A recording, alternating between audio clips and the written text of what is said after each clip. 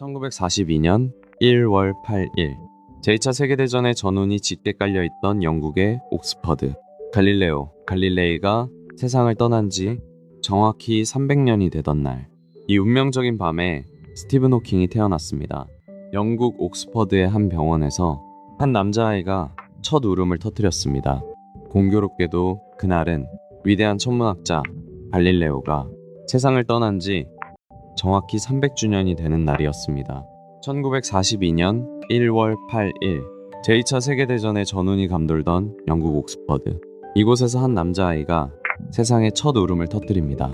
공교롭게도 이날은 위대한 천문학자 갈릴레오가 세상을 떠난 지 정확히 300년이 되는 날이었습니다.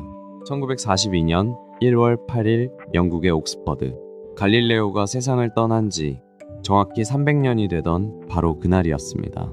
훗날 우주의 비밀을 풀게 될 아이, 스티븐 호킹이 세상에 첫눈을 떴죠. 우연일까요? 아니면 운명이었을까요? 1942년 1월 8일 위대한 천문학자 갈릴레오가 세상을 떠난 지 정확히 300년이 되던 바로 그날, 영국 옥스퍼드의 한 병원에서 우주의 비밀을 풀게 될 한 아이가 태어났습니다. 1942년 1월 8일 영국의 고요한 옥스퍼드. 갈릴레오가 세상을 떠난 지 정확히 300년이 되던 날이었습니다. 우주의 짙은 어둠을 밝혀낼 한 아이, 스티븐 호킹이 태어났습니다. 어린 스티븐이 자란 호킹 가문은 꽤나 유별난 곳이었습니다. 저녁 식사 시간이 되면 가족들은 대화 대신 식탁에 각자 책을 펼쳐들었죠. 이 기묘하고도 학구적인 고요함 속에서 소년의 생각은 끝없이 뻗어나갔습니다. 호킹 가문의 저녁 식탁은 언제나 조용했습니다. 각자 한 손에는 포크를 들고 다른 한 손으로는 두꺼운 책장을 넘기곤 했죠. 누구도 먼저 입을 열지 않는 그들만의 독특한 대화 방식이었습니다.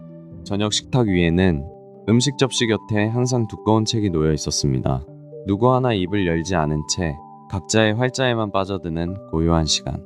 이 독특한 침묵이야말로 어린 스티븐에게는 가장 익숙한 일상이었습니다. 식탁 위에는 항상 두꺼운 책들이 펼쳐져 있었죠. 누구도 먼저 말을 꺼내지 않았지만 그 침묵은 결코 어색하지 않았습니다. 각자의 세계에 깊이 빠져드는 그들만의 독특한 유대감이었습니다. 식탁 위에는 시끌벅적한 대화 대신 조용히 책장 넘기는 소리만 가득했습니다. 각자 자신이 읽고 있는 책에 푹 빠진 채 묵묵히 식사를 이어갔죠. 참으로 독특하고 학구적인 가족이었습니다. 식사 시간조차도 예외는 아니었습니다. 낡은 식탁에 둘러앉은 가족들은 누구 하나 말없이 각자의 책에만 푹 빠져 있었죠. 스티븐 호킹의 남다른 지적 호기심은 바로 이 조용하지만 치열한 식탁에서 자라났습니다. 명문 세인트 올번스 학교에 처음 입학했을 때 그는 결코 눈에 띄는 학생이 아니었습니다. 교실 뒷자리에 낡은 나무 책상에 앉아 조용히 생각에 잠기곤 하던 평범한 소년이었죠. 세인트 올번스 학교에 갓 입학했을 무렵 그는 그저 평범한 소년에 불과했습니다. 반에서도 크게 눈에 띄지 않았고 성적도 중간 정도에 머물렀죠. 천재의 조짐은 아직 보이지 않던 고요한 시기였습니다. 세인트 올번스 학교에 입학했을 때만 해도 그는 눈에 띄는 영재가 아니었습니다. 오히려 반 친구들 사이에 섞여 있으면 그저 조용히 상상에 잠기길 좋아하는 평범한 소년일 뿐이었죠. 세인트 올번스 학교에 입학했을 때만 해도 그는 전혀 눈에 띄지 않았습니다. 그저 낡은 나무 책상에 앉아 조용히 공상을 즐기던 지극히 평범한 소년이었죠. 세인트 올번스 학교에 입학했을 무렵 그는 전혀 눈에 띄는 학생이 아니었습니다. 낡은 나무 책상에 조용히 앉아 그저 깊은 상념에 잠기곤 하는 지극히 평범한 소년이었죠. 세인트 올번스 학교에 입학했을 무렵 그는 그저 평범한 소년이었습니다. 뛰어난 성적을 내거나 눈에 띄는 학생은 아니었죠. 오히려 조용하게 상념에 잠기는 것을 더 좋아했습니다. 하지만 그의 진짜 교실은 낡은 창고였습니다. 친구들과 함께 고장난 라디오와 버려진 부품들을 주워 모았죠. 엉성한 선들을 이어 붙이며 기계가 어떻게 숨쉬는지 궁금해했습니다. 버려진 라디오 부품들을 주워 모아 친구들과 엉성한 회로를 조립하기 시작했습니다. 전선이 뒤엉킨 기초적인 장치였지만 그 속에서 기계가 작동하는 진짜 원리를 스스로 깨우쳐가고 있었죠. 버려진 라디오와 고장난 부품들을 모아 조립하기 시작했습니다. 복잡하게 얽힌 전선들을 하나씩 연결하며 기계가 스스로 작동하는 원리를 몸소 깨우쳐갔죠. 이것이 바로 그의 첫 번째 컴퓨터였습니다. 버려진 낡은 부품들을 잔뜩 모아왔습니다. 친구들과 머리를 맞대고 전선을 이어붙이며 기초적인 형태의 컴퓨터를 직접 만들어냈죠. 기계의 작동 원리에 완전히 매료된 순간이었습니다. 버려진 라디오와 고장난 부품들을 모아 친구들과 함께 방 한 구석에서 조잡하지만 기초적인 컴퓨터를 조립하기 시작했습니다. 복잡하게 얽힌 전선들을 하나씩 연결하며 기계가 작동하는 숨은 원리를 스스로 깨쳐갔죠. 버려진 부품들을 주워 모아 친구들과 함께 아주 기초적인 형태의 컴퓨터를 조립하기도 했습니다. 복잡한 전선들 사이에서 소녀는 기계가 작동하는 숨은 원리에 깊이 빠져들었죠. 전체적인 성적은 그저 평범한 수준에 불과했습니다. 하지만 수학 문제 앞에서는 완전히 달랐죠.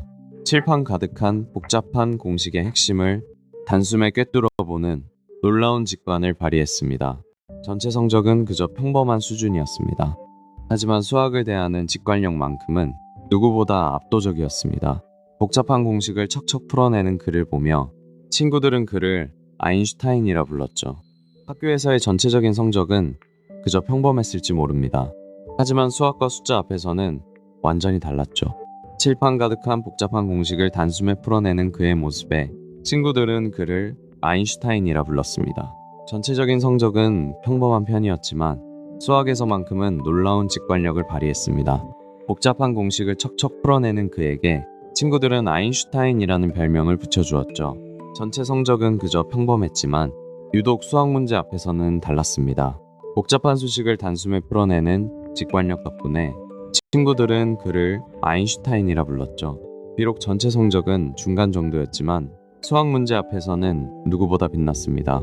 칠판 가득 풀이를 써내려가는 그의 놀라운 직관력에 친구들은 그를 아인슈타인이라고 불렀죠. 아버지는 아들이 의학을 전공하길 바랐습니다. 하지만 호킹의 마음속에는 우주의 근원적인 법칙을 알고 싶다는 열망이 가득했죠. 입학시험장 책상 앞, 그는 망설임 없이 물리학을 선택합니다. 아버지는 그가 안정적인 의학을 공부하기를 바랐습니다. 하지만 젊은 호킹의 시선은 인체가 아닌 우주의 깊은 곳을 향해 있었죠. 결국 그는 옥스퍼드에서 물리학을 자신의 길로 선택하게 됩니다. 아버지는 그가 의학을 전공하길 바랐죠. 하지만 호킹의 마음을 사로잡은 건 달랐습니다.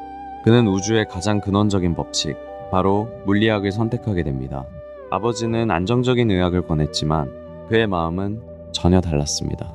우주의 가장 깊은 근원과 그 법칙을 풀고 싶었죠. 결국 옥스퍼드 입학시험에서 그는 망설임 없이 물리학을 선택합니다. 아버지는 아들이 의학의 길을 걷기를 간절히 바랐습니다. 하지만 호킹의 시선은 인체가 아닌 더 넓은 우주를 향해 있었죠. 만물의 근원적인 법칙을 파헤치고 싶었던 그는 흔들림 없이 옥스퍼드 물리학과를 자신의 무대로 선택합니다. 아버지는 그가 의학을 공부하길 바랐습니다. 하지만 호킹의 시선은 이미 우주의 근원적인 법칙을 향해 있었죠. 결국 그는 옥스퍼드 물리학과를 선택하며 자신만의 첫걸음을 내디뎠습니다. 대학 시절 그의 넘치는 에너지는 강물 위에서 가장 빛났습니다. 특유의 활발한 성격 덕분에 그는 곧바로 조정클럽의 콕스, 즉 조타수를 맡게 되죠.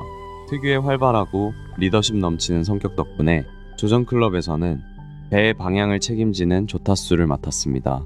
팀원들을 한마음으로 이끌며 물살을 가르던 그는 학내에서도 단연 돋보이는 존재였죠. 그의 특유의 활발한 성격은 팀의 사기를 북돋는데 큰 역할을 했습니다. 잔잔한 강물 위에서 방향을 잡고 팀원들을 이끄는 콕스 역할은 그에게 정말 안성맞춤이었죠. 잔잔한 강물 위에서 배의 방향을 잡는 일은 오롯이 그의 몫이었습니다. 특유의 친화력과 빠른 판단력 덕분에 그는 팀원들이 가장 믿고 의지하는 조타수였죠. 그의 목소리는 고요한 강물 위로 넓게 퍼져나갔습니다. 단순한 방향 지시를 넘어 팀원 전체의 호흡을 하나로 묶는 중요한 역할이었죠. 특유의 활발함과 카리스마로 그는 배의 중심을 든든하게 지켰습니다. 고요한 강물 위를 가르며 그의 활기찬 지시가 울려 퍼집니다. 팀원들을 하나로 모았던 이 조타수로서의 경험은 그의 리더십을 다지는 특별한 밑거름이 되었습니다. 하지만 정해진 학업에는 금세 지루함을 느꼈습니다. 학위 과정에 쏟은 노력은 하루 고작 1시간 남짓. 넘치는 재능에 비해 책상 앞에 앉아있는 시간은 턱없이 부족했죠. 하지만 정작 본인의 학위 과정에는 큰 흥미를 느끼지 못했습니다. 하루에 책상에 앉아있는 시간은 고작 1시간 남짓. 천재적인 두뇌를 가졌음에도 학업에 쏟는 노력은 놀라울 정도로 적었죠. 하지만 정작 학교 수업에는 깊은 권태를 느꼈습니다. 학위 과정이라는 타이틀 앞에서도 책상에 앉아있는 시간은 하루 고작 1시간 뿐이었죠. 너무나도 여유로운 태도였습니다. 하지만 정작 학교 공부에는 큰 흥미를 느끼지 못했습니다. 학위 과정 자체에 묘한 권태를 느꼈던 그는 하루에 고작 1시간 남짓 책을 들여다보는 게 전부였죠. 정작 학교 공부에는 심한 권태를 느꼈습니다. 하루에 1시간 남짓 억지로 책을 펴는 것이 공부의 전부였죠. 다른 학생들이 밤을 새울 때도 그는 책상에 느긋하게 엎드려 여유롭게 낮잠을 잤습니다. 하지만 정해진 학업에는 금세 권태를 느꼈습니다. 하루에 딱 1시간. 그가 학위 과정에 투자한 시간은 고작 그 정도였죠. 나머지 시간은 그저 느긋하게 여유를 부릴 뿐이었습니다. 케임브리지 대학원 진학이라는 꿈을 이루기 위해선 반드시 최고 등급의 학위가 필요했습니다. 운명을 결정지을 구술시험 당일, 그는 엄숙한 심사위원들 앞에 당당히 마주 앉았습니다. 케임브리지로 가려면 최고 등급의 학위가 꼭 필요했습니다. 긴장감이 감도는 구술시험장. 하지만 그는 전혀 당황하지 않았죠. 오히려 심사위원의 허를 찌르는 재치 있는 답변으로 좌중을 단숨에 사로잡았습니다. 심사위원들의 날카로운 질문에도 전혀 당황하지 않고 특유의 재치를 발휘해 여유롭게 대답했죠. 그 당당한 태도에 심사위원들마저 미소를 보였습니다. 날카로운 압박 질문이 이어지는 가운데에서도 그는 조금도 주눅들지 않았습니다.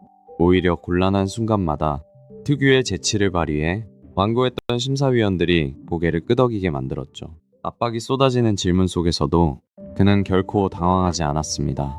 오히려 특유의 날카로운 유머를 섞어가며 완고했던 심사위원들의 고개를 끄덕이게 만들었죠. 날카로운 질문이 쏟아졌지만 그는 조금도 당황하지 않았습니다. 특유의 재치 있는 답변으로 심사위원들을 미소 짓게 만들었죠. 마침내 케임브리지행 티켓을 거머쥔 완벽한 순간이었습니다. 마침내 그는 오랜 꿈이었던 케임브리지로 향합니다. 그곳의 우주론 연구소는 그가 진정한 과학자로 성장할 새로운 무대였죠. 오래된 대학 건물 앞에 서서 그는 벅찬 첫걸음을 내디뎠습니다. 마침내 그토록 열망하던 케임브리지의 웅장한 캠퍼스에 발을 내디뎠습니다. 수백 년의 역사를 품은 낡은 벽돌 건물 앞에서 그는 진정한 학문의 세계로 들어섰음을 실감했습니다. 오랜 열망 끝에 당도한 곳은 유서 깊은 케임브리지의 연구소였습니다. 그곳의 웅장한 건물들은 젊은 과학자의 가슴을 벅차게 만들었죠. 비로소 우주의 비밀을 파헤칠 진정한 여정이 시작된 것입니다. 마침내 그는 발걸음을 옮겼습니다. 그토록 열망하던 곳, 케임브리지의 우주론 연구소였죠. 이 유서 깊은 건물 안에서 비로소 진정한 과학자의 길을 걷기 시작합니다. 마침내 그는 그토록 바라던 곳에 도착합니다. 바로 케임브리지 대학의 우주론 연구소였죠. 이 오래되고 웅장한 건물 안에서 비로소 진정한 과학자로서의 위대한 첫걸음을 내디딘 것입니다. 마침내 그는 그토록 원하던 케임브리지 우주론 연구소에 첫 발을 내디뎠습니다. 이곳에서 비로소 세상을 놀라게 할 진짜 과학자의 삶이 시작된 것이죠. 케임브리지에 도착한 그는 곧 자신의 연구 인생을 이끌어줄 중요한 스승을 만납니다. 바로 저명한 천체물리학자 데니스 샤마 교수였죠. 이 만남은 그의 우주를 완전히 뒤바꿔 놓았습니다. 샤마 교수는 단순히 지식을 전달하는 데 그치지 않았습니다. 그는 젊은 스티븐의 막연한 아이디어에 날카로운 질문을 던지며 우주론이라는 거대한 학문의 뼈대를 세워주었죠. 샤마 교수는 젊은 호킹이 던지는 날카로운 질문들을 주의 깊게 경청했습니다. 연구실에 마주 앉아 나눈 수많은 대화들은 훗날 세상을 놀라게 할 우주론 연구에 든든한 밑거름이 되었죠. 샤마 교수는 그저 지식을 전달하는 데 그치지 않았습니다. 그는 호킹에게 우주의 근원에 대한 더 예리한 질문을 던지며 연구자로서의 단단한 기초를 다져주었죠. 샤마 교수는 호킹에게 끊임없이 질문을 던졌습니다. 날카로운 토론이 오가는 연구실에서 우주의 기원에 대한 호킹의 시각은 점차 단단한 형태를 갖추기 시작했죠. 이곳에서 만난 데니스 샤마 교수는 젊은 호킹의 천재성을 즉시 알아봤습니다. 단순한 지도를 넘어 우주라는 거대한 질문에 도전할 든든한 동반자가 되어주었죠. 하지만 어느 순간부터 평범했던 일상에 작은 균열이 생기기 시작했습니다. 손에 쥐고 있던 컵을 예고 없이 떨어뜨리는 등 몸이 먼저 알 수 없는 이상 징후를 보내왔죠. 하지만 이 무렵부터 서서히 알 수 없는 변화가 찾아왔습니다. 평소처럼 쥐고 있던 물건을 무심코 떨어뜨리거나 계단에서 발을 헛디뎌 넘어지는 일이 잦아졌죠. 처음에는 그저 피곤해서 생긴 단순한 실수인 줄 알았습니다. 손에 쥔 물건을 맥없이 떨어뜨리거나 커피잔을 든 손이 미세하게 떨려왔죠. 그건 몸이 보내기 시작한 낯선 경고였습니다. 들고 있던 물건을 이유 없이 자주 떨어뜨리거나 계단에서 발을 헛디뎌 구르는 등 내 몸이 내 마음대로 움직이지 않는 낯선 징후들이 나타난 겁니다. 어느 날부터인가 평범한 일상 속에서 자꾸만 손에 쥐었던 물건을 놓치기 시작했습니다. 단순한 피로인 줄 알았지만 그 빈도는 점차 잦아지고 있었습니다. 하지만 안타깝게도 이 무렵부터 그의 몸에 알 수 없는 이상 징후가 찾아오기 시작했습니다. 평범하게 마시던 커피잔을 갑자기 떨어뜨리거나 익숙한 계단에서 크게 구르는 일이 점점 잦아졌던 것이죠. 증상이 걷잡을 수 없이 악화되자 그는 결국 병원 문을 두드려야만 했습니다. 차가운 진료실 공기 속에서 그를 기다리고 있던 것은 길고 고통스러운 정밀검사의 시작이었습니다. 날이 갈수록 증상이 악화되자 그는 결국 차가운 정밀검사대에 눕게 됩니다. 앞으로 2주 동안 계속해서 이어질 근육에서 직접 신경을 채취하는 매우 고통스러운 검사의 시작이었죠. 차가운 금속 장비들이 늘어선 검사실은 그의 두려움을 더욱 짙게 만들었습니다. 살아있는 근육에서 신경세포를 떼어내는 일은 상상조차 하기 힘든 엄청난 고통을 동반했죠. 근육 안쪽 깊은 곳에서 신경 조직을 채취하는 과정은 몹시 고통스러웠습니다. 차가운 금속 기기가 피부에 닿을 때마다 그는 입술을 깨물며 묵묵히 견뎌내야만 했습니다. 매일같이 이어지는 정밀 검사는 그 자체로 견디기 힘든 고통이었습니다. 근육 깊은 곳에서 신경 조직을 떼어내는 과정은 건장했던 그의 체력마저 완전히 바닥나게 만들었죠. 장장 2주에 걸친 정밀 검사는 결코 쉽지 않았습니다. 근육에서 신경을 직접 채취하는 무척 고통스러운 과정이었죠. 원인을 알 수 없는 병마와의 사투는 그의 몸과 마음을 서서히 갉아먹고 있었습니다. 21살이라는 눈부신 나이. 하지만 차가운 진료실에 마주 앉은 의사는 그에게 믿을 수 없는 진단을 내립니다. 병명은 근위축성 측색경화증, 바로 루게릭병이었습니다. 진단명은 근위축성 측색경화증, 우리가 흔히 아는 루게릭병이었습니다. 의사는 21살의 청년에게 길어야 2년밖에 살지 못할 거라고 선고했죠. 진단명은 근위축성 측색경화증이었습니다. 우리가 흔히 알고 있는 루게릭병이죠. 그리고 담당 의사는 무겁게 입을 열었습니다. 그에게 허락된 시간이 고작 2년뿐이라고 말입니다. 진단명은 근위축성 측색경화증, 우리가 흔히 아는 루게릭병이었습니다. 의사는 무거운 표정으로 가혹한 선고를 내렸습니다. 그에게 남은 시간이 길어야 2년 남짓이라는 청천벽력 같은 이야기였죠. 앞으로 남은 시간은 기껏해야 2년 정도입니다. 의사의 무거운 목소리가 진료실의 공기를 얼어붙게 만들었습니다. 21살의 청년에게 내려진 너무나도 잔혹한 시한부 선고였습니다. 진단명은 근위축성 측색경화증, 이른바 루게릭병이었습니다. 의사는 21살의 청년에게 남은 시간이 불과 2년뿐이라고 선고했습니다. 끝없는 절망 속에서 방황하던 그에게 한 줄기 빛이 찾아왔습니다. 새해 파티에서 만난 문학도 제인 와일드. 그녀의 따뜻한 미소는 호킹의 굳게 닫힌 마음을 천천히 두드렸죠. 끝없는 우울감 속에 갇혀 지내던 무렵 새해 파티에서 마주친 문학도 제인 와일드는 그에게 한 줄기 빛과 같았습니다. 그녀의 흔들림 없는 다정한 사랑은 무너져가던 호킹을 다시 일으켜 세웠죠. 절망의 늪에 빠져있던 그에게 문학도 제인 와일드의 따뜻한 미소는 한 줄기 빛과도 같았습니다. 두 사람의 깊은 대화는 얼어붙은 그의 마음을 서서히 녹였죠.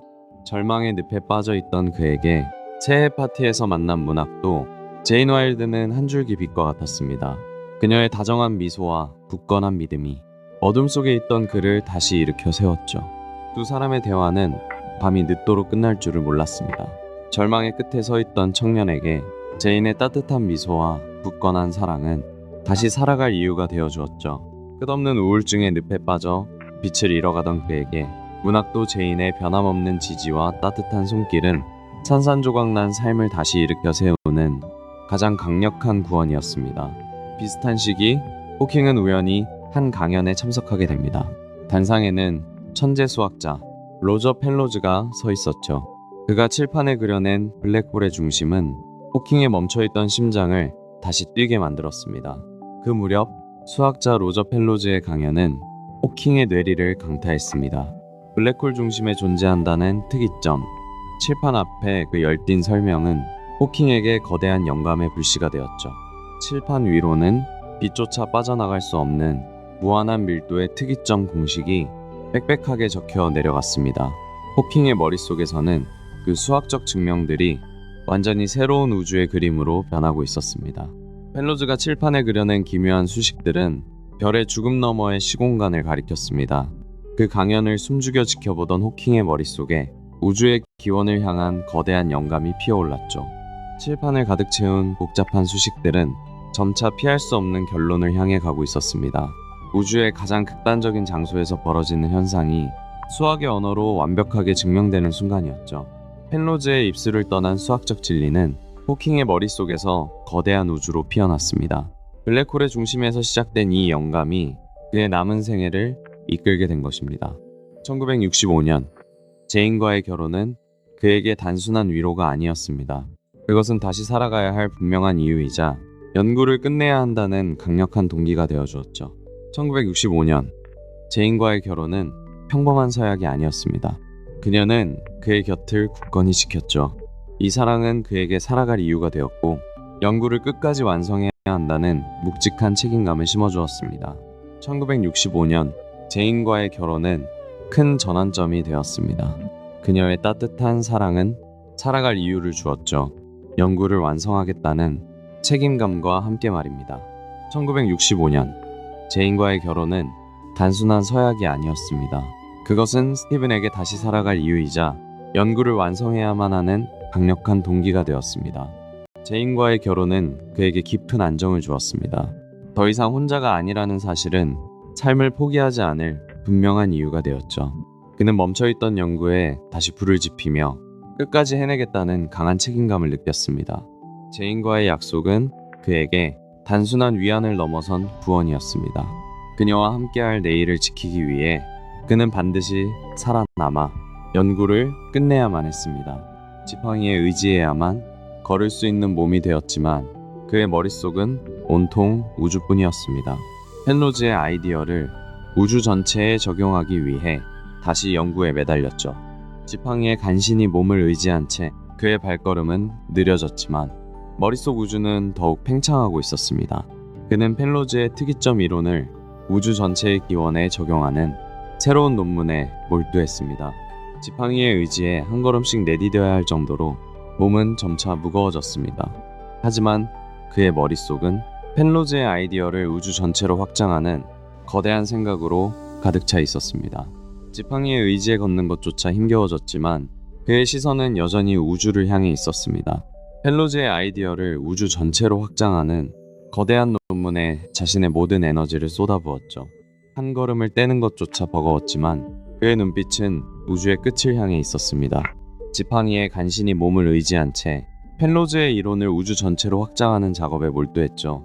지팡이에 온몸을 지탱해야 할 만큼 병세는 깊어졌지만 그의 시선은 이미 거대한 우주를 향해 있었습니다. 펠로즈의 특이점 이론을 우주 전체의 기원으로 확장시키는 위대한 논문이 비로소 완성되어 가고 있었죠. 근육이 굳어가는 손끝은 마음처럼 쉽게 움직이지 않았습니다. 하지만 타자기 위를 더듬는 느릿한 손짓 하나하나에는 우주의 비밀을 풀겠다는 강렬한 의지가 담겨 있었죠. 마비가 진행되는 손끝은 마음처럼 쉽게 움직이지 않았습니다. 하지만 그는 낡은 타자기 자판을 하나하나 힘겹게 누르며 우주의 기원에 대한 그만의 놀라운 가설을 세상에 꺼내놓기 시작했죠. 마비되어가는 손가락 끝은 점차 말을 듣지 않았습니다. 하지만 그는 멈추지 않았죠. 한자 힘겹게 타자를 치며 우주의 기원에 대한 놀라운 가설을 세상에 꺼내놓기 시작했습니다. 마비되어가는 손가락 하나하나에 온 힘을 실어 타자기를 두드렸습니다. 우주의 기원을 밝히려는 그의 경이로운 가설들이 하얀 종이 위로 조금씩 새겨지고 있었죠. 마비되어가는 손으로 힘겹게 타자를 치며 우주의 기원에 대한 놀라운 가설들을 하나씩 정리해 나갔습니다. 비록 몸은 굳어갔지만 그의 머릿속은 그 어느 때보다 선명하고 자유로웠죠. 굳어가는 손끝으로 그는 힘겹게 마지막 자판을 눌렀습니다. 육체의 한계를 넘어선 순간이었죠. 우주의 기원을 밝혀낸 그의 경이로운 가설은 그렇게 위대한 논문으로 완성되었습니다. 우주 팽창의 성질을 다룬 그의 논문은 마침내 심사위원들을 거쳐 무사히 통과됩니다. 그 두꺼운 종이 다발 위로 우주론계의 새로운 역사가 시작되는 순간이었죠. 우주 팽창의 성질이라는 그의 박사학위 논문은 심사위원들의 극찬 속에 무사히 통과됩니다. 이 두꺼운 논문 한편으로 그는 단숨에 우주론계의 신성으로 떠오르게 되죠. 우주 팽창의 성질이라는 제목의 이 논문은 심사위원들의 감탄 속에 무사히 통과됩니다. 이로써 그는 우주론 분야를 이끌어갈 가장 빛나는 신성으로 단숨에 떠올랐죠. 마침내 그의 박사학위 논문이 무사히 심사를 통과하게 됩니다. 우주 팽창의 성질이라는 이 논문 하나로 그는 단숨에 우주론계의 신성으로 떠올랐습니다. 마침내 우주 팽창의 성질이라는 그의 박사학위 논문이 무사히 심사를 통과합니다. 책상 위에 놓인 이 두꺼운 논문 한 편은 그를 단숨에 우주론계의 새로운 별로 만들어주었죠. 우주 팽창의 성질을 다룬 그의 논문은 무사히 심사를 통과했습니다. 이 압도적인 성과로 그는 단숨에 학계의 새로운 별로 떠올랐죠. 마침내 진정한 학자로서 인정받는 경이로운 순간이었습니다. 병세는 무심하게도 계속 진행되었습니다. 결국 그는 남은 평생을 휠체어에 기대야만 했죠. 하지만 신체가 갇힐수록 그의 머릿속 우주는 더욱 맹렬히 팽창했습니다. 연구를 향한 열정은 오히려 거세게 타올랐습니다. 야속하게도 병세는 멈추지 않았고 결국 평생 휠체어에 의지해야만 했습니다. 하지만 서서히 굳어가는 신체와는 달리 우주를 향한 머릿속 학문적 열정은 오히려 더 뜨겁게 타올랐습니다. 병의 진행은 무심하게도 멈추지 않았습니다. 결국 평생 휠체어에 의지해야만 했죠. 하지만 몸이 묶일수록 연구를 향한 열정은 오히려 더 뜨겁게 타올랐습니다.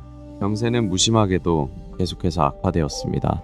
결국 평생 휠체어에 몸을 의지해야만 했죠. 하지만 육체의 한계 속에서도 연구를 향한 그의 열정은 오히려 더 뜨거워졌습니다. 야속하게도 병세는 멈추지 않았습니다. 결국 그는 평생 휠체어에 몸을 의지해야 하는 상황에 이르고 말았죠. 하지만 육체가 좁은 의자에 묶일수록 우주를 향한 그의 열망은 오히려 더 멀리 뻗어나갔습니다. 병세는 야속하게도 멈추지 않았습니다. 결국 그는 남은 평생을 휠체어에 의지해야만 했습니다. 하지만 몸이 굳어갈수록 우주를 향한 그의 지적 호기심과 연구 열정은 오히려 더 뜨겁게 타올랐습니다. 우주의 시작에 대한 오랜 논쟁에 호킹은 물리학자 로저 펠로즈와 함께 완벽한 수학적 마침표를 찍습니다. 빅뱅이라는 단 하나의 점에서 모든 것이 시작되었다고 말이죠. 호킹은 물리학자 로저 펠로즈와 힘을 합쳤습니다. 두 사람은 우주의 시작인 빅뱅이 단순한 가설이 아님을 보여주었죠. 수학적인 계산을 통해 단 하나의 특이점에서 우주가 시작되었음을 완벽히 증명했습니다. 호킹은 물리학자 로저 펠로즈와 함께 우주의 시작에 숨겨진 비밀을 파헤칩니다. 거대한 우주가 단 하나의 작은 점, 즉 특이점에서 시작되었다는 사실을 완벽한 수학의 언어로 증명해낸 것이죠. 펠로즈와 손을 잡은 호킹은 우주의 기원을 향해 거침없이 나아갔습니다. 마침내 두 사람은 우주가 단 하나의 특이점에서 시작되었다는 사실을 완벽한 수학의 언어로 증명해냈죠. 결국 호킹은 로저 펠로즈와 함께 우주 전체가 단 하나의 작은 점, 즉 특이점에서 시작되었다는 사실을 증명해냅니다. 물리학의 역사가 새롭게 쓰이는 완벽한 순간이었죠. 마침내 호킹과 펠로즈는 우주가 단 하나의 점에서 시작되었다는 사실을 완벽하게 증명해냅니다. 이 거대한 발견은 현대 물리학의 역사를 새롭게 쓰는 순간이었습니다. 그의 연구는 우주를 향한 완전히 새로운 시각을 제시했습니다. 그는 블랙홀의 표면적, 즉 사건의 지평선 면적이 결코 줄어들지 않는다는 사실을 수학적으로 증명해냈죠. 이른바 블랙홀 면적 정리의 탄생이었습니다. 그는 사건의 지평선 면적이 결코 줄어들지 않는다는 사실을 증명해냈습니다. 이것이 바로 세상을 놀라게 한 블랙홀 제2법칙입니다. 무엇을 집어삼키든 그 경계는 오직 넓어지기만 하죠.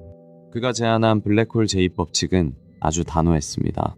사건의 지평선 면적은 결코 줄어들지 않는다는 것이었죠.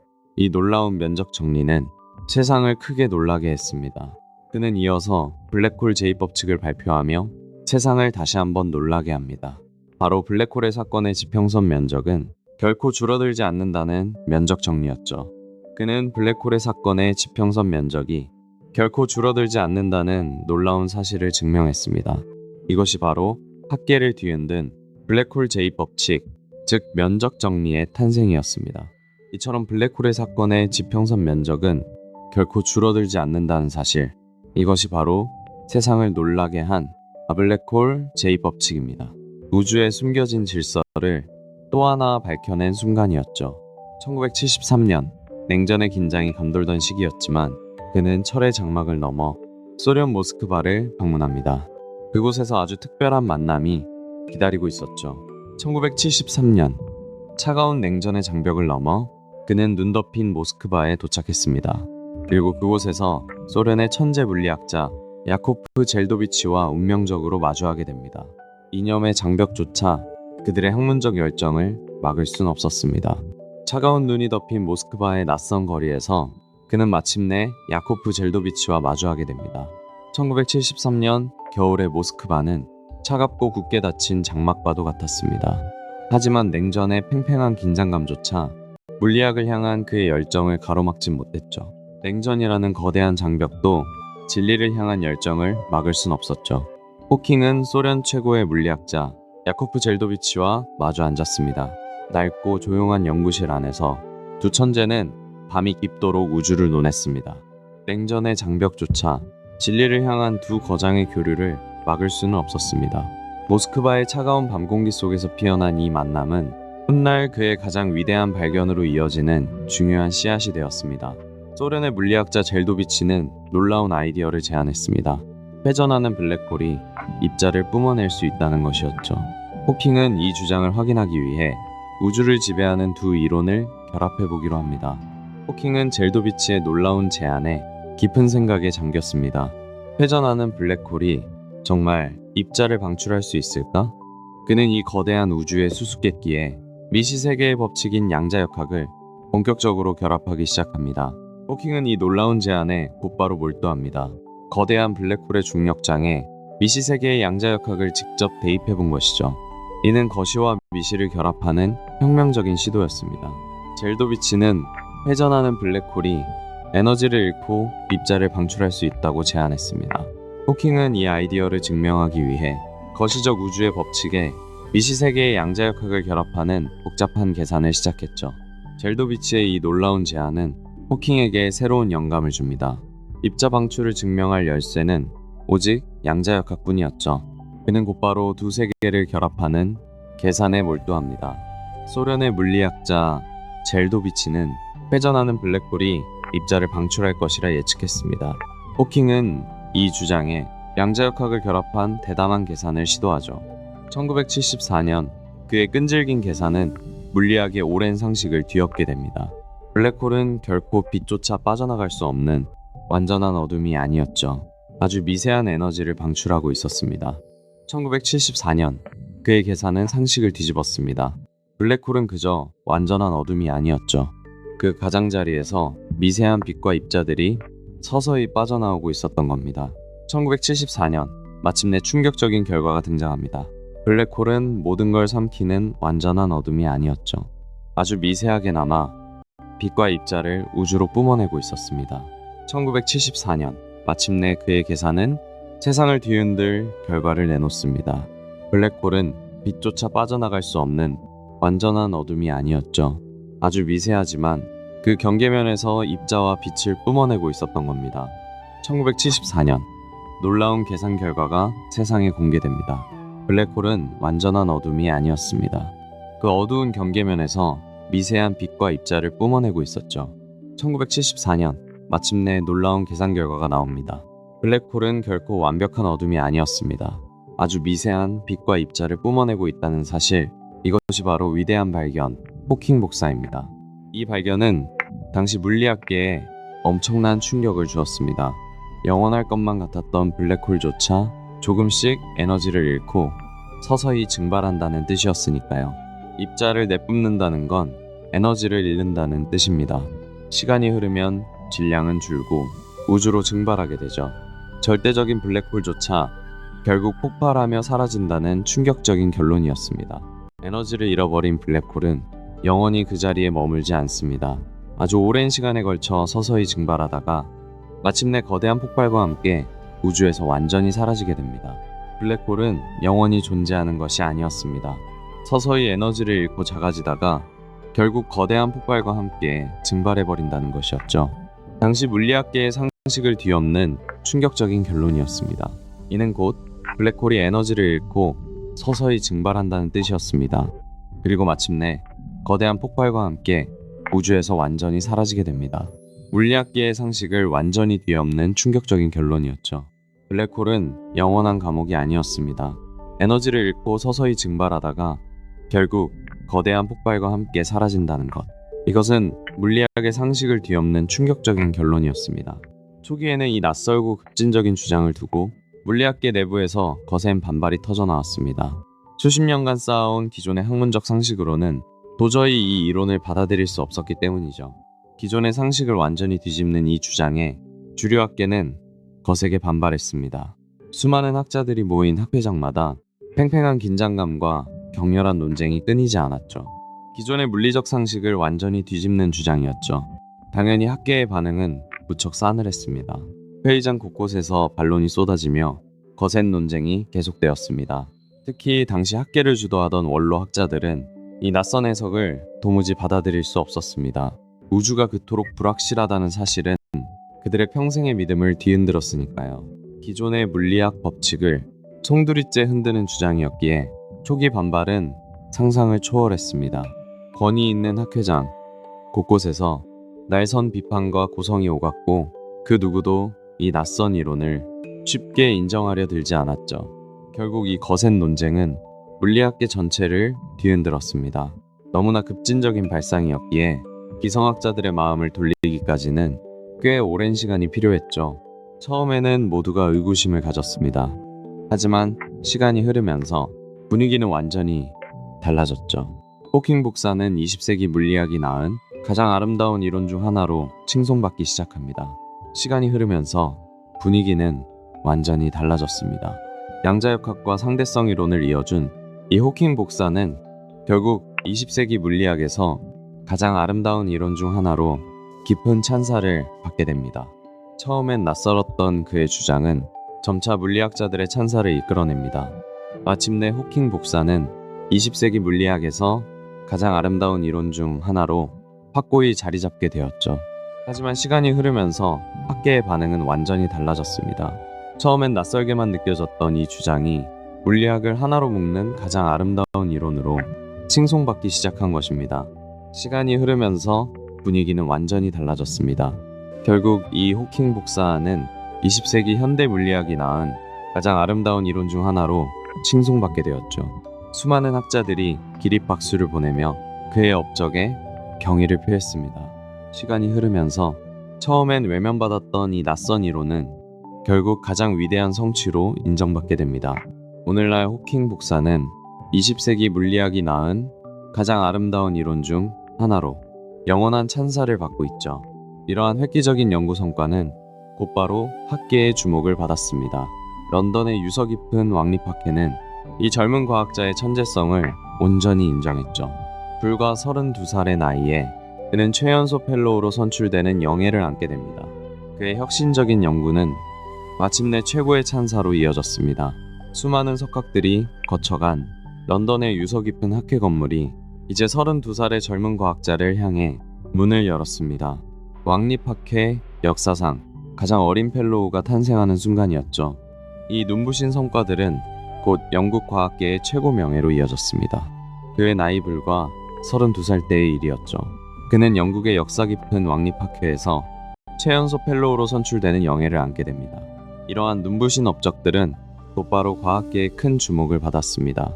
그 결과 그는 불과 32살의 나이에 영국 왕립학회의 최연소 펠로우로 선출되는 최고의 영예를 안게 되었습니다. 결국 그의 혁신적인 성과는 영국 과학계 최고의 영예로 이어졌습니다. 32살이라는 이례적으로 젊은 나이에 영국 왕립학회의 최연소 펠로우로 당당히 이름을 올린 것이죠. 그의 나이 불과 32살 때의 일입니다. 영국 왕립학회는 이 젊은 천재의 업적을 기리며 최연소 펠로우라는 최고의 영예를 안겼죠. 수백 년 역사를 지닌 학회의 문이 그를 향해 활짝 열린 순간이었습니다. 병세가 깊어지며 결국 작은 펜조차 쥘 수 없는 날이 찾아왔습니다. 하지만 육체의 한계가 그의 연구를 멈출 순 없었죠. 그는 복잡한 수식을 머릿속에 띄워 올렸습니다. 손가락 끝의 힘이 사라져 펜을 놓아야 했을 때 그는 복잡한 수식을 기하학적 도형으로 머릿속에 떠올렸습니다. 오직 상상만으로 거대한 계산을 이어간 것이죠. 근육이 굳어가면서 마침내 펜조차 쥘 수 없게 되었죠. 하지만 그는 멈추지 않았습니다. 길고 복잡한 수식들을 기하학적 도형으로 바꾸어 머릿속에서 조용히 계산을 이어간 겁니다. 병세가 깊어져 마침내 펜조차 쥘 수 없게 되었을 때 그는 좌절하는 대신 새로운 방식을 찾았습니다. 복잡하고 어지러운 수식들을 단순한 기하학적 도형으로 바꾸어 머릿속의 캔버스에 그리기 시작한 겁니다. 결국 펜조차 쥘 수 없게 되자 그는 놀라운 방식을 찾아냅니다. 끝없이 긴 수식들을 머릿속에서 입체적인 도형으로 바꾸어버린 것이죠. 오직 상상만으로 그 복잡한 계산을 이어나갔습니다.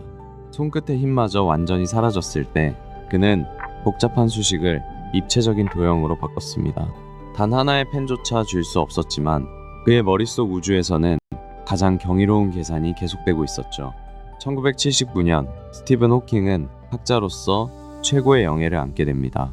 바로 아이작 뉴턴이 거쳐간 케임브리지 대학이 루카스 수학 석좌 교수에 임명된 것이죠. 시대를 바꾼 천재들의 계보를 잇게 된 순간이었습니다.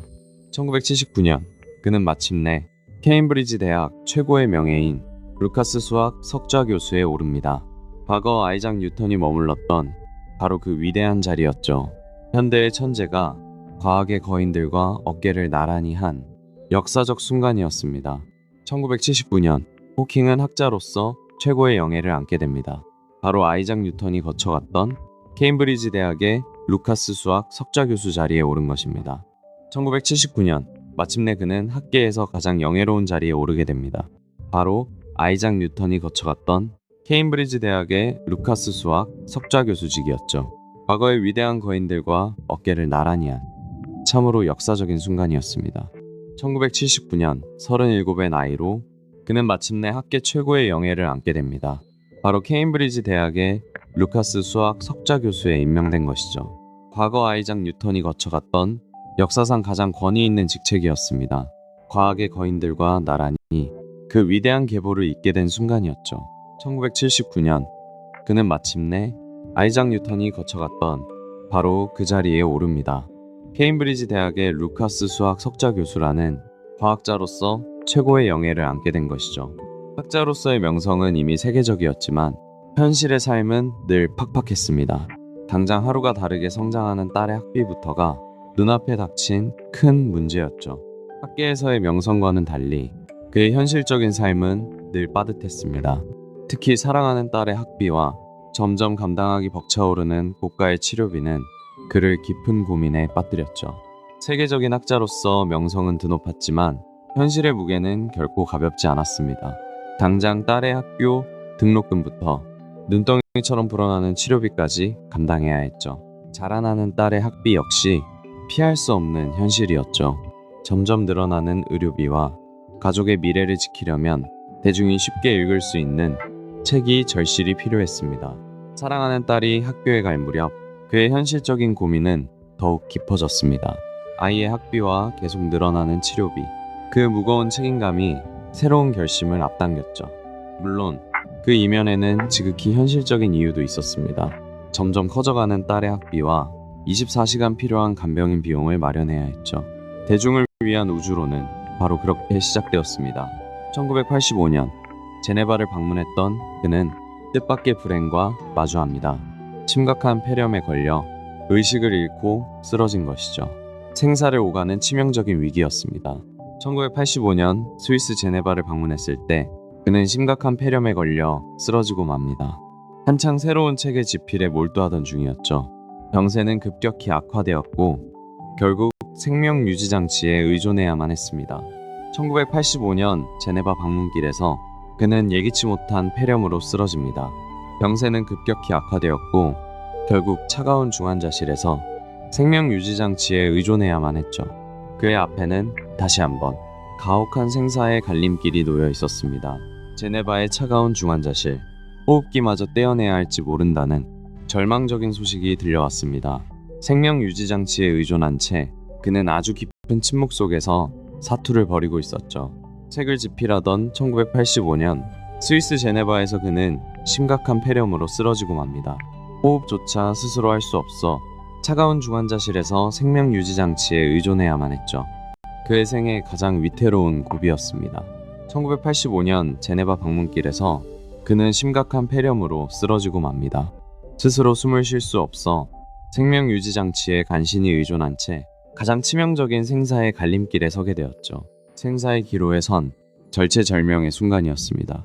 그의 목숨을 구하기 위해 의료진은 긴급히 기관지 절개 수술을 감행했습니다. 하지만 생존을 위한 그 선택은 너무나 가혹한 대가를 요구했죠. 생명을 연장하기 위한 유일한 선택은 기관지 절개 수술이었습니다.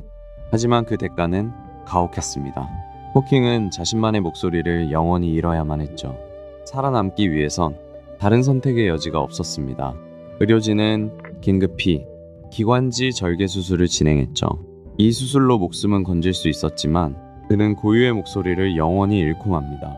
숨을 쉬기 위한 유일하고도 가혹한 선택이었습니다. 의료진은 서둘러 기관지 절개 수술을 감행했고 결국 그는 자신만의 고유한 목소리를 영원히 잃고 말았습니다. 의료진의 손길이 그의 숨통을 틔워주던 그 절박한 순간 그의 고유한 목소리는 영원히 사라져야만 했습니다. 생명을 구하기 위해 치러야 했던 너무나도 가혹한 대가였죠. 결국 그의 목숨을 구하기 위해 의료진은 기관지 절개 수술을 감행해야만 했습니다. 수술은 성공적이었지만 그 대가로 호킹은 자신만의 고유한 목소리를 영원히 잃고 말았습니다. 한동안 그는 눈썹을 움직여 글자를 하나씩 가리키는 아주 고통스럽고 느린 방식을 써야만 했습니다. 하지만 곧 한 컴퓨터 프로그래머의 도움을 받아 아이콜라이저라는 새로운 프로그램을 도입하게 되죠. 한동안은 눈썹을 미세하게 움직여 글자를 가리키는 고단한 방식을 썼습니다. 하지만 컴퓨터 전문가의 도움으로 아이콜라이저라는 획기적인 프로그램을 도입하게 되죠. 눈썹으로 글자를 가리키는 고통스러운 방식을 견디던 그에게 한 프로그래머가 도움의 손길을 내밀었습니다. 화면에 단어를 띄워 선택하게 하는 소프트웨어 아이콜라이저가 마침내 도입된 것입니다. 한동안 눈썹으로 글자를 가리키는 느리고 고통스러운 방식을 써야만 했습니다. 하지만 한 프로그래머의 도움을 받아 아이콜라이저라는 새로운 프로그램을 도입하게 됩니다. 눈썹을 움직여 글자를 하나씩 짚어내는 일은 너무나 고통스럽고 더딘 과정이었습니다. 하지만 한 컴퓨터 프로그래머의 도움으로 작은 모니터에 이퀄라이저라는 프로그램이 켜졌습니다. 눈썹으로 글자를 가리키는 고통스러운 소통 방식은 곧 한계를 보였습니다. 하지만 한 프로그래머의 도움으로 아이퀄라이저 프로그램을 도입하게 되죠. 빛나는 모니터 화면이 그의 새로운 목소리가 되어줄 차례였습니다. 이후 데니스 클렛이 개발한 음성 합성기가 휠체어에 장착되었습니다. 비록 억양 없는 투박한 기계음이었지만 이것이 바로 우리에게 익숙한 호킹 특유의 목소리가 탄생한 순간이었죠. 마침내 MIT의 데니스 클렛이 개발한 음성 합성기가 시스템에 추가되었습니다. 이 기술은 호킹에게 새로운 목소리를 주었죠. 우리에게 너무나도 익숙한 특유의 기계음 목소리가 탄생하는 순간이었습니다. 여기에 데니스 클렛이 만든 음성 합성기가 더해졌습니다. 마침내 전 세계가 기억하는 특유의 기계음 목소리가 세상에 나왔죠. 그의 영원한 상징이 된 바로 그 목소리입니다. 여기에 데니스 클렛이 개발한 음성 합성기가 더해지면서 마침내 우리에게 익숙한 그 목소리가 완성됩니다. 단조롭지만 묵직한 이 기계음은 곧 스티븐 호킹을 상징하는 트레이드마크가 되었죠. 여기에 데니스 클렛이 개발한 음성 합성기가 더해졌습니다. 마침내 우리에게 너무나 익숙한 호킹 특유의 그 기계음 목소리가 세상에 처음 울려 퍼진 순간이었습니다. 마침내 데니스 클렛이 고안한 음성 합성기가 더해졌습니다. 투박한 기계음이었지만 이 목소리는 곧 그를 상징하는 가장 위대한 트레이드마크가 되었습니다. 1분에 겨우 한 단어, 때로는 두 단어. 그가 문장을 완성하는 속도였습니다. 숨이 막힐 듯 느리고 고단한 과정이었지만 그는 빈 종이에서 결코 눈을 떼지 않았습니다. 단어 하나를 고르는데 1분이 넘게 걸리기도 했습니다. 하지만 펜을 쥔 손은 결코 멈추지 않았죠. 적막한 방 안에서 고단한 시간이 이어졌고 문장들은 조금씩 형태를 갖춰갔습니다. 1분에 겨우 한 단어, 때로는 한 문장을 완성하는데 꼬박 하루가 걸리기도 했습니다. 하지만 그는 멈추지 않았죠. 텅 빈 종이 위를 향한 그의 눈빛은 그 어느 때보다 단단했습니다. 1분에 단 한두 단어. 그것이 그가 낼 수 있는 가장 빠른 속도였습니다. 숨막히도록 느리고 고단한 시간이었지만 백지를 노려보는 두 눈에는 결코 물러서지 않겠다는 단단한 결의뿐이었죠. 1분에 겨우 한두 단어. 그 느리고 고단한 침묵 속에서도 그의 시선은 결코 종이를 떠나지 않았습니다. 머릿속을 맴도는 수많은 생각들을 하나의 문장으로 엮어내기 위해 그는 자신과의 외로운 싸움을 묵묵히 이어갔죠. 1분에 단 한 단어. 그 느리고 고단한 침묵의 시간 속에서도 그의 흔들림 없는 눈빛은 희미한 빛을 머금은 채 마침내 원고의 마지막 마침표를 향해 천천히 움직이고 있었습니다. 1988년 마침내 그의 오랜 연구가 한 권의 책으로 묶여 세상에 나왔습니다. 우주의 기원과 블랙홀의 신비를 담은 위대한 역작, 시간의 역사가 마침내 출간된 것이죠. 1988년 그의 역작인 시간의 역사, 마침내 세상에 출간되었습니다. 우주의 기원과 블랙홀의 신비를 담은 이 한 권의 책은 곧바로 전 세계 독자들의 마음을 사로잡았죠. 1988년 마침내 우주의 기원과 블랙홀의 비밀을 담은 그의 역작이 세상에 나왔습니다. 바로 시간의 역사입니다. 난해한 우주의 진리가 비로소 대중의 언어로 번역된 순간이었죠. 1988년 수많은 밤을 지새우며 완성한 그의 가장 위대한 역작이 마침내 세상에 출간되었습니다. 우주의 기원과 블랙홀의 경이로운 비밀을 담은 책, 바로 시간의 역사였습니다. 1988년 마침내 그의 역작인 시간의 역사가 세상에 나왔습니다. 우주의 기원과 블랙홀의 비밀이 비로소 대중의 손끝에 닿게 된 순간이었죠. 1988년 마침내 그의 역작인 시간의 역사가 세상에 나왔습니다. 블랙홀과 우주의 기원이 담긴 이 놀라운 책은 수많은 사람들의 마음속에 깊은 울림을 남겼죠. 단 하나의 복잡한 수학 공식도 없이 우주의 심오한 비밀을 대중의 언어로 풀어낸 이 책.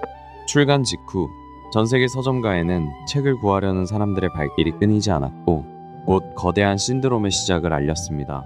수식 하나 없이 우주의 비밀을 풀어낸 이 놀라운 책은 출간되자마자 전 세계 서점가를 완전히 휩쓸었습니다.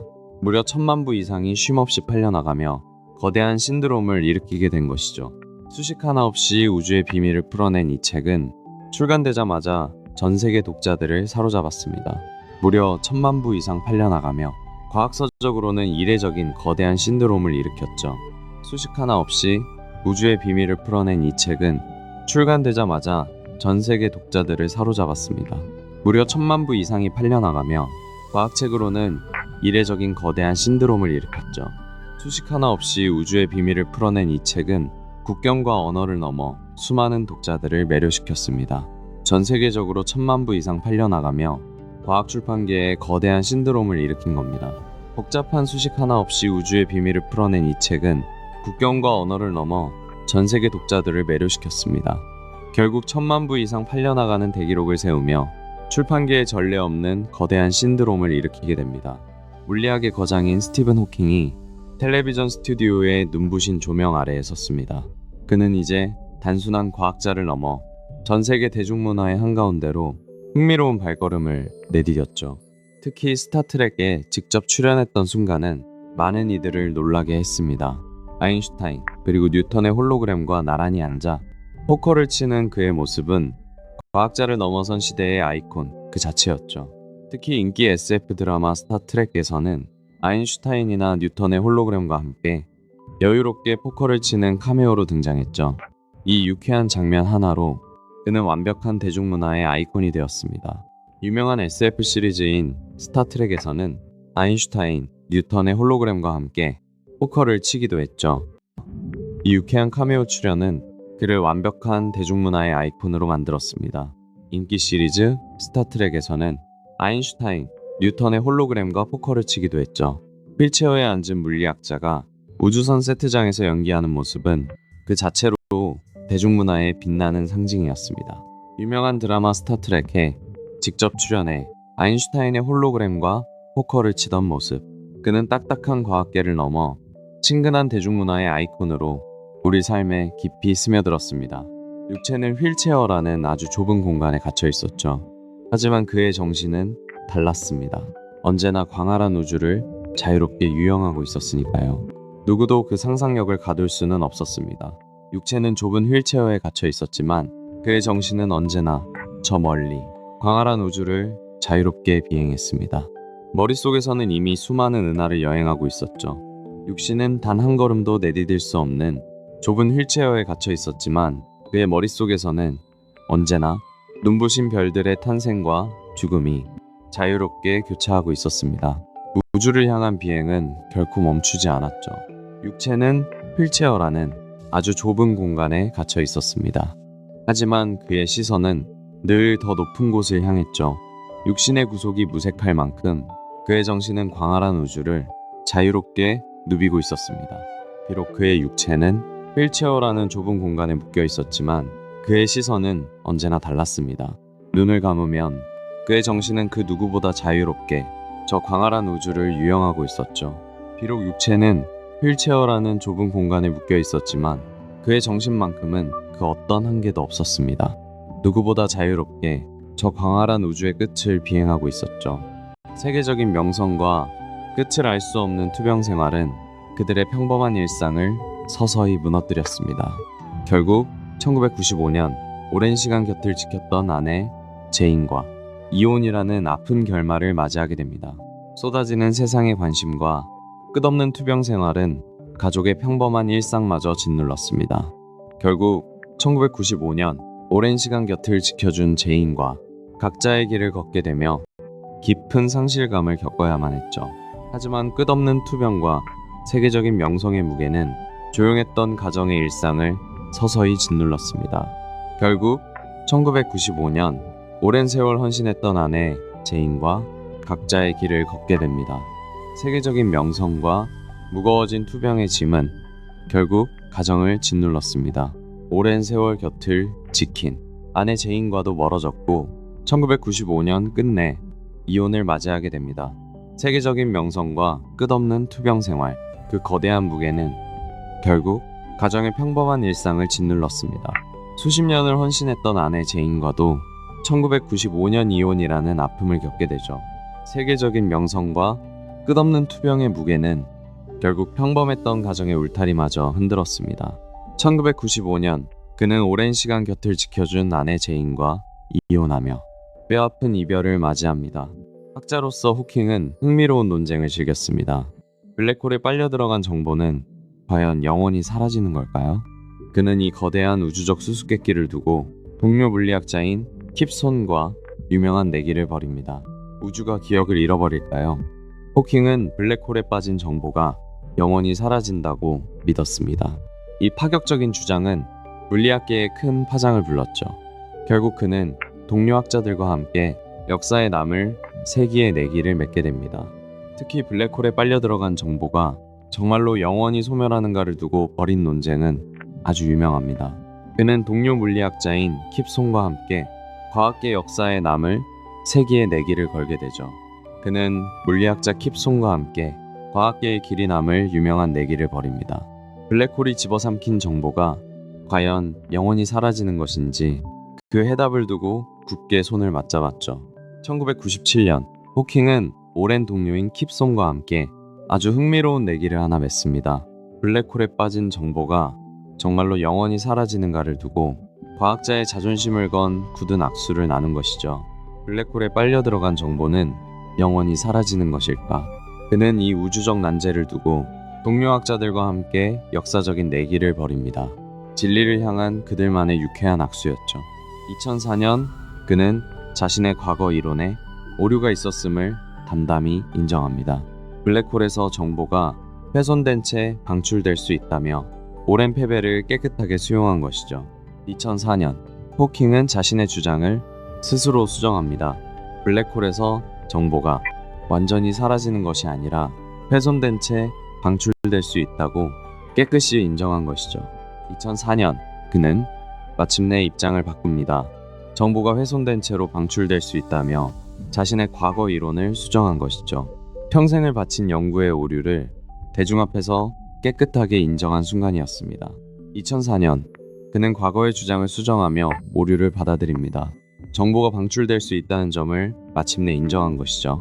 평생 믿어온 이론을 스스로 뒤집으며 패배를 깨끗하게 인정했습니다. 2004년 그는 자신의 과거 이론을 수정합니다. 정보가 완전히 사라지는 게 아니라 훼손된 채 방출된다는 걸 받아들였죠. 자신의 패배를 아주 깨끗하게 인정한 겁니다. 결국 2004년 그는 블랙홀에서 정보가 훼손된 채 방출될 수 있다며 과거 자신의 이론을 수정합니다. 평생을 바친 연구의 오류를 아주 깨끗하게 인정했던 것이죠. 2007년 호킹은 평생 자신을 서밤했던 휠체어에서 마침내 벗어났습니다. 특수개조된 보잉 727기에 몸을 싣고 중력의 속박조차 완전히 잊게 만드는 기적같은 자유의 순간을 맞이한 것입니다. 평생 그의 육체를 짓누르던 무거운 중력이 완전히 사라지는 경이로운 순간이었습니다. 특수개조된 보잉기 내부에서 그는 휠체어를 떠나 온전히 자유로운 몸짓으로 허공을 유영했습니다. 2007년 그는 특수개조된 비행기에 올랐습니다. 중력이 사라진 찰나의 순간 평생 자신을 짓누르던 휠체어에서 마침내 벗어났죠. 굳어있던 몸이 허공을 유영하는 경이로운 순간이었습니다. 평생을 구속했던 휠체어에서 마침내 몸이 떠오르는 순간이었습니다. 중력이 사라진 기내에서 그는 어린아이처럼 자유롭게 허공을 유영했죠. 육체의 굴레를 완전히 벗어던진 진정한 해방의 시간이었습니다. 수십 년 동안 미동조차 없던 야윈 팔다리가 마치 춤을 추듯 허공에 떠올랐습니다. 평생을 서밤했던 중력의 감옥에서 벗어나 온몸으로 자유를 만끽한 경이로운 순간이었죠. 2007년 그는 특수개조된 보잉 727기에 올랐습니다. 평생을 구속했던 휠체어에서 잠시나마 완전히 벗어나 온몸으로 완벽한 자유를 누렸던 순간이었습니다. 그의 방대한 우주 세계는 이제 미래의 아이들을 향했습니다. 그는 딸 루시와 함께 아주 특별한 도전에 나섰죠. 바로 어린이들을 위한 우주과학 동화책을 집필하는 일이었습니다. 어려운 물리학의 세계를 아이들의 눈높이로 풀어낸 것입니다. 그는 딸 루시와 함께 어린이를 위한 과학 동화, 조지의 우주를 여는 비밀 열쇠를 집필했습니다. 아이들의 눈높이에 맞춰 어려운 우주의 원리를 쉽고 재미있게 풀어냈죠. 딸 루시와 머리를 맞대고 어려운 우주의 비밀을 흥미진진한 모험 이야기로 하나씩 풀어내기 시작했죠. 아이들의 눈높이에 맞춘 따뜻한 동화가 탄생하는 순간이었습니다. 그는 딸 루시와 함께 어린이들을 위한 특별한 모험 이야기를 기획했습니다. 무겁고 어려운 우주의 비밀을 누구나 쉽게 이해할 수 있는 단편의 동화로 풀어낸 것입니다. 딸 루시와 함께 완성한 이 특별한 동화책은 복잡한 우주 물리학을 아이들의 눈높이에 맞춰 풀어냈습니다. 미래 세대에게 우주를 향한 꿈을 심어주려 했던 그의 다정한 진심이 담겨 있었죠. 딸 루시와 함께 펴낸 이 동화는 다음 세대에게 건네는 다정한 초대장이었습니다. 우주의 경이로운 비밀들을 아이들의 눈높이로 풀어내며 과학의 문을 활짝 열어주었죠. 말년의 호킹은 우주 어딘가에 지적 생명체가 존재할 확률이 매우 높다고 믿었습니다. 하지만 우리가 먼저 신호를 보내는 건 꽤나 위험한 일이라고 경고했죠. 끝없이 넓은 우주 어딘가에 지적 생명체가 존재할 확률은 무척 높습니다. 하지만 그는 인류가 먼저 그들에게 존재를 알리는 것은 치명적인 위험이 될 수 있다고 경고했죠. 말년에 그는 꽤 무거운 경고를 남겼습니다. 우주 어딘가에 지적 생명체가 존재할 확률은 높지만 우리가 먼저 신호를 보내는 건 너무 위험하다는 것이었죠. 말년에 그는 우주 어딘가에 지적 생명체가 존재할 확률이 매우 높다고 확신했습니다. 하지만 우리가 먼저 그들에게 연락을 취하는 것은 자칫 인류에게 큰 위험이 될 수 있다고 경고했죠. 그는 지적 생명체가 존재할 확률이 아주 높다고 확신했습니다. 하지만 우리가 먼저 신호를 보내는 것은 매우 위험한 행동이라고 경고했죠. 압도적인 문명의 격차가 가져올 비극을 우려한 것입니다. 말년에 그는 우주 어딘가에 지적 생명체가 존재할 것이라 확신했습니다.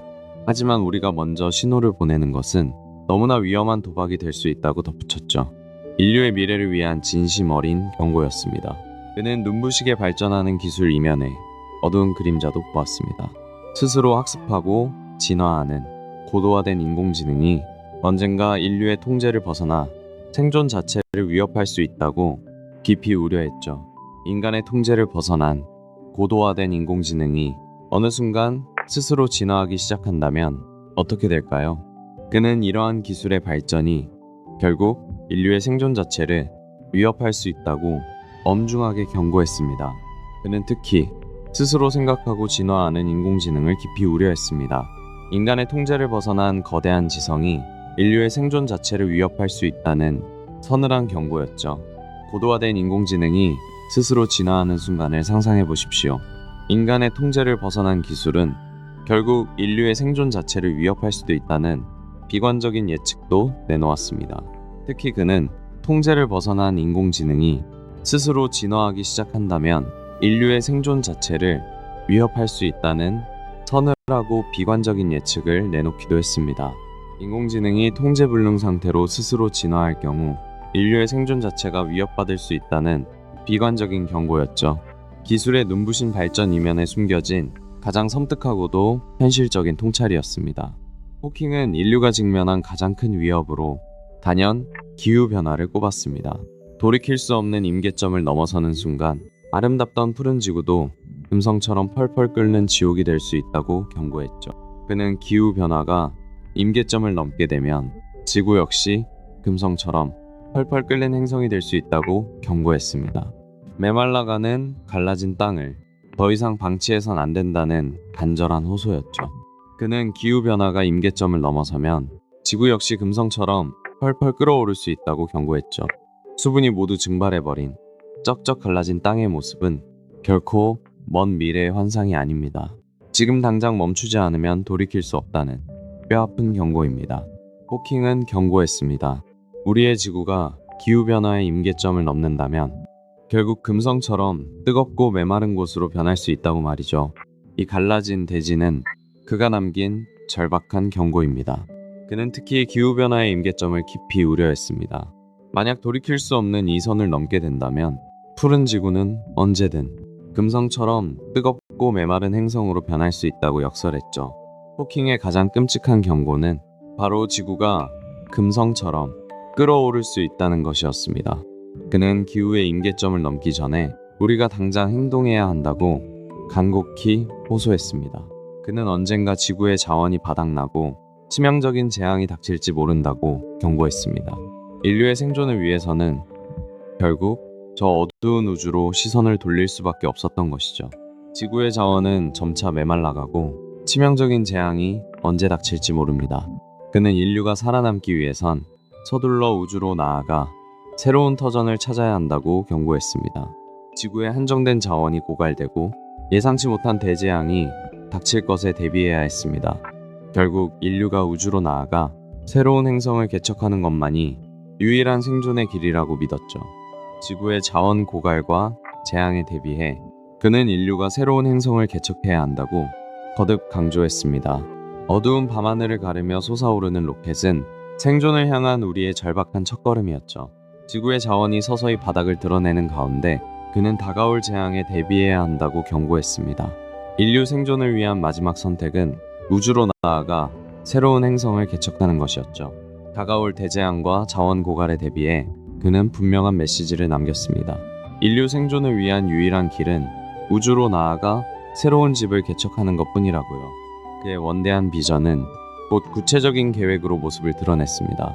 바로 레이저 추진 기술을 이용해 초소형 우주선을 알파 센타우리로 보내는 브레이크스루 스타샷 프로젝트였죠. 그의 거대한 비전은 빛의 속도에 가깝게 날아가는 초소형 우주선으로 구체화되었습니다. 바로 브레이크스루 스타샷 프로젝트입니다. 지구에서 쏘아 올린 강력한 레이저가 돛을 밀어내며 우주를 항해하는 놀라운 상상력이었죠. 이 비전은 마침내 구체적인 모습을 드러냅니다. 강력한 레이저로 추진되는 초소형 우주선 브레이크스루 스타샷 프로젝트였죠. 우표만한 작은 돛담배가 가장 가까운 별을 향해 떠나는 놀라운 계획이었습니다. 그의 비전은 마침내 구체적인 모습을 드러냈습니다. 강력한 레이저 빛을 돛에 맞고 나아가는 초소형 우주선 브레이크스루 스타샷이라 불리는 이 계획은 알파 센타우리를 향한 인류의 대담한 첫걸음이었습니다. 구체적으로 이 비전은 브레이크스루 스타샷 프로젝트로 이어졌죠. 지구에서 쏘아 올린 강력한 레이저 빛으로 초소형 우주선을 알파 센타우리까지 보내는 도전입니다. 그의 원대한 비전은 마침내 구체적인 형태를 땁니다. 강력한 레이저를 타고 알파 센타우리로 향하는 초소형 우주선, 바로 브레이크스루 스타샷 프로젝트입니다. 병세가 깊어진 말년에는 손가락 끝조차 마음대로 움직일 수 없었습니다. 하지만 그는 포기하지 않았죠. 오직 뺨 근육의 미세한 떨림만으로 세상과 다시 연결될 방법을 찾았습니다. 말년이 되자 손가락 끝의 미세한 감각마저 그를 떠났습니다.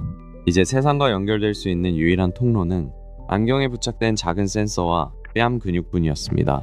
뺨이 미세하게 떨릴 때마다 모니터 위로 단어들이 새겨졌습니다.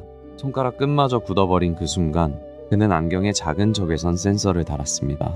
오직 뺨 근육을 미세하게 움직이는 것만이 그가 세상 밖으로 목소리를 낼 수 있는 마지막 통로였습니다. 말년에는 손가락 하나 까딱할 수 없게 되었습니다. 세상과 연결해주는 유일한 통로는 안경에 달린 작은 센서뿐이었죠. 뺨 근육의 미세한 떨림만이 그의 목소리를 대신했습니다. 결국 손가락조차 움직일 수 없는 순간이 찾아왔습니다. 그가 선택한 마지막 소통의 도구는 뺨 근육이었습니다. 안경에 달린 센서로 그 미세한 떨림을 감지해가며 세상을 향한 대화를 포기하지 않았죠. 말년에는 손가락 하나조차 까딱할 수 없는 상태에 이르렀습니다. 결국 안경에 부착된 센서를 통해 오직 뺨 근육의 미세한 떨림만으로 세상과 소통해야만 했죠. 그 작은 움직임이 그가 낼 수 있는 가장 큰 목소리였습니다. 점점 굳어가는 몸과 다가오는 죽음의 그림자 속에서도 그는 결코 웃음을 잃지 않았습니다. 오히려 특유의 날카롭고 유쾌한 유머 감각으로 주변 사람들의 마음을 따뜻하게 안아주었죠. 점점 굳어가는 몸과 다가오는 죽음의 그림자 앞에서도 그는 결코 무너지지 않았습니다. 오히려 특유의 유쾌한 농담으로 곁에 있는 사람들을 위로했죠. 휠체어에 앉아 건네는 따뜻한 미소는 그 어떤 말보다 강한 울림을 주었습니다. 몸은 하루가 다르게 굳어져 갔습니다. 하지만 다가오는 죽음의 그림자조차 그의 유쾌함을 꺾지는 못했죠. 오히려 특유의 날카로운 농담으로 주변 사람들을 미소 짓게 했습니다. 몸이 굳어가는 고통 속에서도 다가오는 죽음의 그림자 앞에서도 그는 결코 미소를 거두지 않았습니다. 특유의 날카롭고 유쾌한 농담은 오히려 짙은 어둠을 밝히는 작은 등불이 되어 주었죠. 서서히 몸이 굳어가는 가혹한 현실 속에서도 그의 입가에는 늘 따뜻한 미소가 번져 있었습니다. 다가오는 죽음의 그림자조차 그가 평생 지켜온 유쾌한 농담을 빼앗지는 못했죠. 점점 굳어가는 몸과 다가오는 죽음 앞에서도 그는 결코 미소를 잃지 않았습니다. 마지막 순간까지도 특유의 유쾌한 농담으로 오히려 주변을 위로했죠. 병마조차 빼앗지 못한 진정한 삶의 여유였습니다. 그가 평생을 바쳐 끊임없이 파고들었던 질문은 사실 단 하나였습니다. 저 광활한 우주는 대체 왜 존재하는 것이며 우리는 왜 지금 여기에 숨쉬고 있는가? 그 근원적인 해답을 찾는 여정이었죠. 그가 평생을 바쳐 탐구했던 근원적인 질문은 결국 하나로 귀결됩니다. 끝없이 펼쳐진 이 우주는 왜 존재하는가? 그리고 우리는 왜 지금 여기에 있는가? 그가 평생을 바쳐 묻고 또 물었던 질문은 결국 하나로 수렴합니다. 저 광활한 우주는 왜 존재하며 우리는 왜 여기에 있는가? 단순한 과학을 넘어선 근원적인 물음이었죠. 그가 평생을 바쳐 묻고 또 물었던 질문은 결국 단 하나였습니다. 저 광활한 우주는 대체 왜 존재하는 것이며 그 속에서 우리는 왜 여기에 있는가 하는 것이었죠. 그가 평생을 바쳐 파고들었던 궁극의 질문은 단 하나였습니다. 칠흑 같은 어둠 속에서 빛나는 은하를 바라보며 묻고 또 물었죠. 도대체 우주는 왜 존재하는 것일까? 그리고 우리는 왜 지금 이곳에 숨쉬고 있는 걸까? 그가 평생을 바쳐 묻고 또 물었던 질문은 결국 하나로 귀결됩니다. 광활한 우주는 대체 왜 존재하는가? 그리고 우리는 왜 이곳에 존재하는가? 2018년 3월 14일 불과 2년뿐일 거라던 의사의 선고를 비웃듯 그는 50여 년의 세월을 더 치열하게 살아냈습니다. 그리고 마침내 휠체어 위에서 우주를 누비던 그 긴 여정을 마치고 조용히 눈을 감았습니다. 2018년 3월 14일 불과 2년밖에 살지 못할 거라던 선고를 비웃듯 반세기를 더 치열하게 탐구했던 그는 마침내 평온하게 눈을 감았습니다. 2018년 3월 14일 2년 시한부 선고를 비웃기라도 하듯 50여 년을 더 치열하게 살아낸 그는 마침내 모든 짐을 내려놓고 평온히 눈을 감았습니다.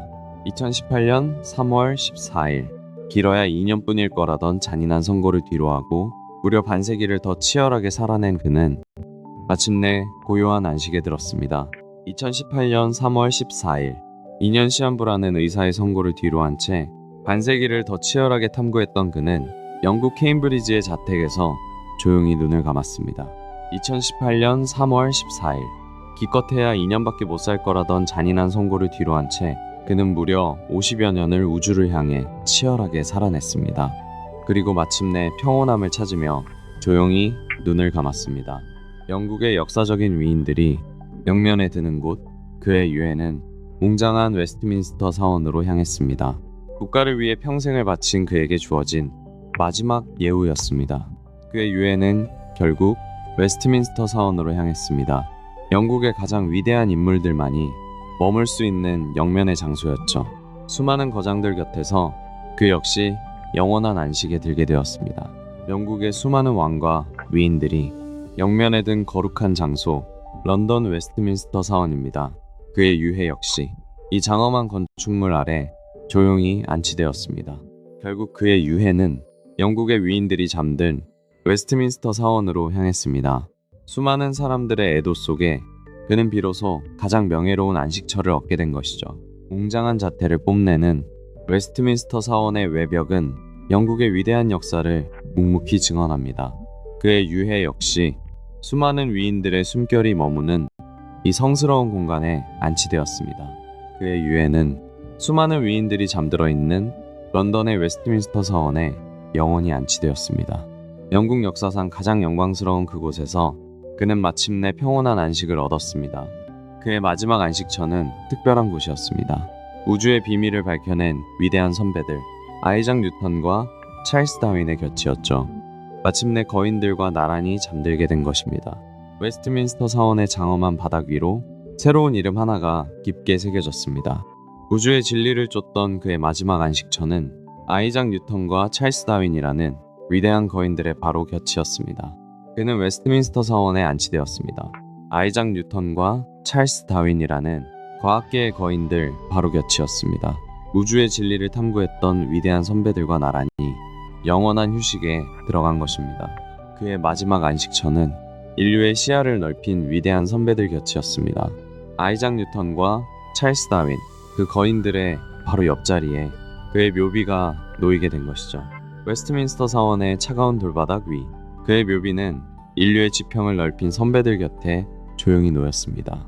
바로 아이작 뉴턴과 찰스 다윈의 옆자리였죠. 우주를 줬던 거인들이 마침내 한 곳에 잠들게 된 것입니다. 그의 묘비는 영국의 웨스트민스터 사원에 안치되었습니다.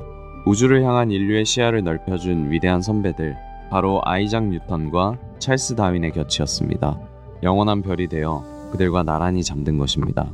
추도식이 열리던 바로 그날, 그의 익숙한 기계음 목소리는 평화와 희망의 메시지를 품은 채 우주를 향해 쏘아 올려졌습니다.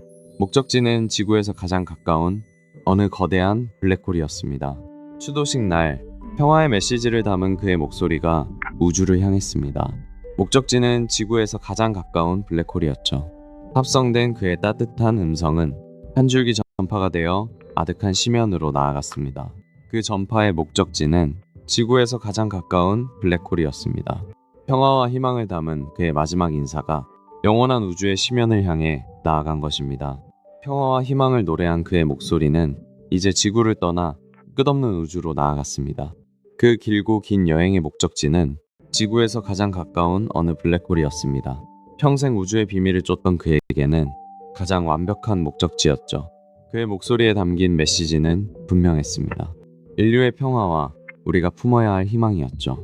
이 신호는 지구에서 가장 가까운 블랙홀을 향해 빛의 속도로 끝없는 우주를 가로지르고 있습니다. 그 희망의 메시지는 지금도 끝없는 우주를 유영하고 있습니다. 인류의 평화와 미래를 향한 그의 마지막 기원이 빛조차 빠져나가지 못하는 저 깊은 블랙홀을 향해 영원한 여행을 떠난 것입니다. 육체의 가장 좁은 한계 속에 갇혀 있었지만 그의 시선은 가장 넓은 우주를 품고 있었습니다. 오직 지성의 힘 하나로 우주의 비밀을 파헤친 그는 이제 우리가 올려다보는 저 밤하늘에서 가장 찬란하게 빛나는 영원한 별이 되었습니다. 오직 지성의 힘 하나로 까마득한 우주의 비밀을 거침없이 파헤쳤죠. 그가 남긴 위대한 질문들은 인류의 밤하늘을 밝히는 영원한 별빛이 되었습니다. 그는 육체라는 작은 굴레를 넘어 오직 지성의 힘만으로 우주의 비밀을 파헤쳤습니다. 그 찬란한 발자취는 이제 우리 가슴 속에 영원히 빛나는 눈부신 별이 되었습니다. 육체의 한계를 훌쩍 벗어나 오직 지성의 힘으로 우주를 품었던 사람. 그가 인류에게 남긴 위대한 유산은 지금도 밤하늘에서 가장 눈부신 별이 되어 빛나고 있습니다. 육체의 한계를 뛰어넘어 오직 지성의 힘만으로 우주의 깊은 비밀을 파헤친 그의 삶. 스티븐 호킹은 이제 지구를 떠나 인류의 가슴 속에 가장 밝게 빛나는 영원한 별로 남았습니다. 육체의 한계를 넘어 오직 지성의 힘만으로 우주의 비밀을 파헤친 스티븐 호킹. 그는 이제 무한한 우주의 품으로 돌아가 우리 가슴 속에 영원히 빛나는 별이 되었습니다.